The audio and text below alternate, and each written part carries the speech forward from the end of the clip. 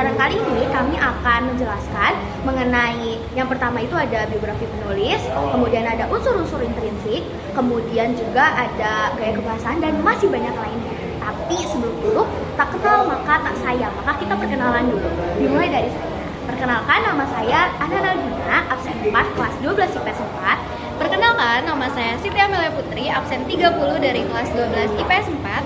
Perkenalkan, nama saya Nurul Handayani dari absen 22 kelas 12 IPS 4. Perkenalkan, nama saya Kedi Wirawan dari kelas 12 IPS 4, absen 14. Perkenalkan, nama saya Panji Fajari Lami dari absen 24. Selamat menyaksikan! Oke, udah tahu kan kita ke bagian materi apa? Nah, sebelum mulai ke bagian unsur-unsur intrinsik dan juga gaya kebahasaan, kami mau nanya, kalian semua udah ada yang pernah dengar belum soal lagu Perahu Kertas? For your information, lagu itu tuh dibuat atau diciptakan untuk novel dan juga film yang berjudul sama, yaitu Perahu Kertas. Jadi, sebelum kita lanjut ke video pembelajaran yang akan membahas soal unsur intrinsik dan juga gaya kebahasaan ini, kita mau merekomendasikan ke kalian untuk mendengarkan lagunya dulu atau nonton filmnya juga nggak apa-apa. Jadi, semakin kalian tahu mengenai film atau novel tersebut, kalian bisa lebih mengerti mengenai analisis yang akan kita sampaikan. Sinopsis novel Perahu Kertas dimulai dengan Rewani Kugi dan sahabat masa kecilnya yang bernama Noni yang kini berkuliah di Bandung. Mereka bertemu dengan Eko, pacarnya Noni, dan sepupu Eko yang bernama Kenan dan membentuk kelompok persahabatan yang bernama Pura-Pura Ninja. Kugi dan Kenan di sini saling jatuh cinta, meskipun Kugi sendiri itu sudah memiliki pacar bernama Ojos atau Joshua, dan Kenan pun sudah dekat dengan wanita bernama Wanda. Kugi mengajar di sekolah alit, terinspirasi untuk menulis sebuah dongeng bernama Jenderal Pilik dan Pasukan Alit. Konflik muncul ketika Wanda yang berusaha untuk merebut hati Kenan menyebabkan pertengkaran antara keduanya, antara Kugi dan juga Kenan. Nah, di sini Kenan akhirnya melarikan diri ke Bali untuk menemukan kembali cintanya kepada hobinya dia, yaitu melukis, dan menjalin sebuah hubungan baru dengan perempuan bernama Lude. Sementara itu, Kugi sendiri bekerja sebagai copywriter di Jakarta dan menjalin hubungan dengan laki-laki bernama Remy. Ketika Kenan kembali ke Jakarta karena kondisi kesehatan ayahnya yang memburuk, mereka bertemu kembali antara Kugi dan juga Kenan.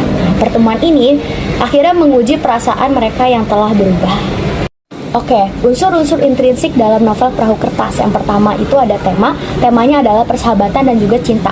Yang kedua itu ada tokoh dan penokohan. Tokohnya itu ada Kenan, Kugi, Eko, Noni, dan juga Wanda. Yang pertama itu Kenan. Kenan memiliki penokohan atau watak yang cuek dan juga tekun. Ini dibuktikan dengan Kenan yang sangat amat menekuni hobinya atau profesinya sebagai pelukis. Nah, di sisi lain dia juga menunjukkan karakternya yang sangat amat cuek. Dia itu tidak peduli terhadap perasaan Kugi, padahal dia sendiri sudah tahu bahwa Kugi itu tuh menyukainya. Kemudian yang kedua itu ada Kugi sendiri. Kugi ini memiliki watak yang unik dan juga ceria.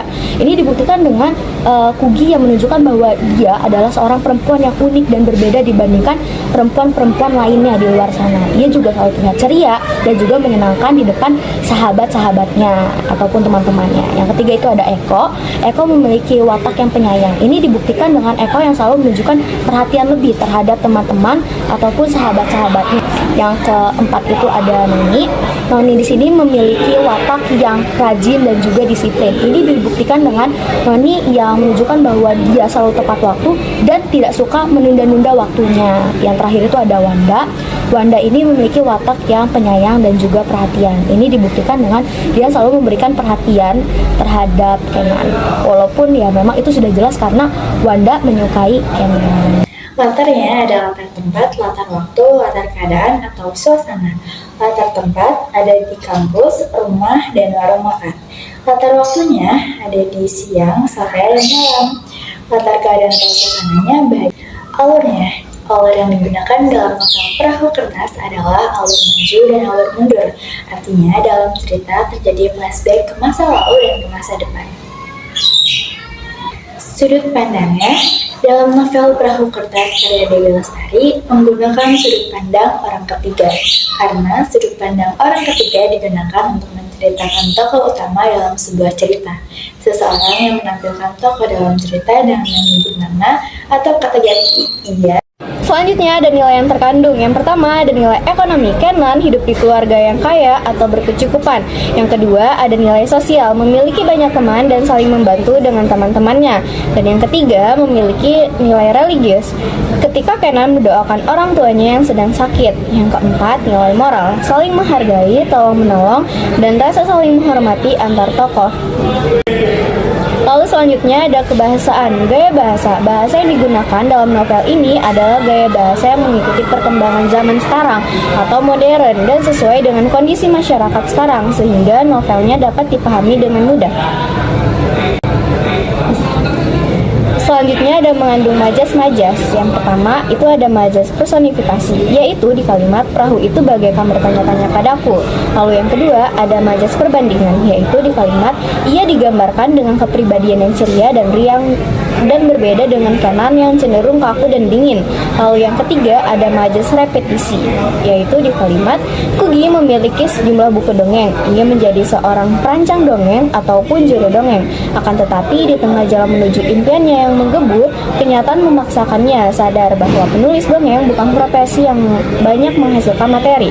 Dan yang keempat ada majas konjungsi atau pertautan, yakni di kalimat Kenan adalah seorang remaja yang baru saja menyelesaikan sekolah menengah atasnya di negara kincir angin atau Belanda.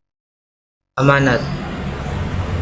Terkadang tidak semua mimpi kita bisa kita raih begitu saja.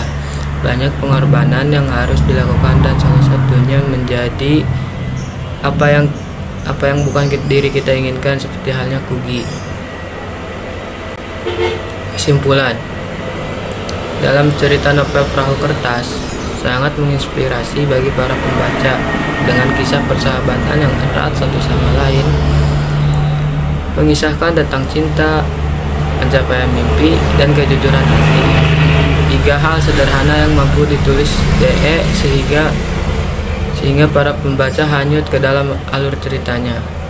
Biografi Dewi Lestari Sumangungsong atau yang akrab dipanggil D lahir 20 Januari 1976.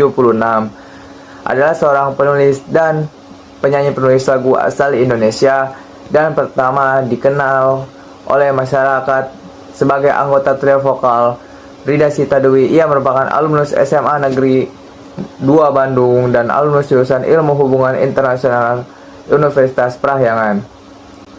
Biografi karirnya, novel Perahu Kertas ini sudah terlebih dahulu diterbitkan dalam versi digital WAP pada April 2008 dan kini diterbitkan atas kerjasama antara Through the Box dan Bentang Pustaka.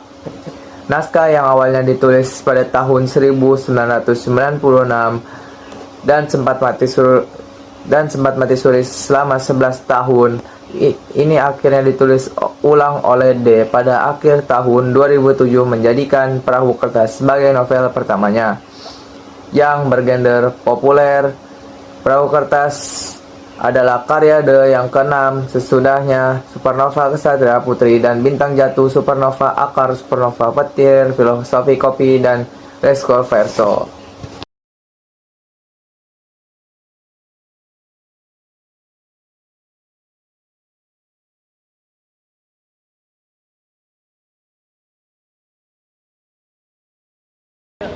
Mungkin itu saja yang dapat kami sampaikan. Semoga materi yang tadi kami sampaikan bisa bermanfaat bagi kelompok kami sendiri dan juga bagi teman-teman semua. Mohon maaf bila banyak kekurangan karena kesempurnaan hanya milik Allah Subhanahu wa Ta'ala. Baik, wabillahi taufiq wal hidayah. Wassalam.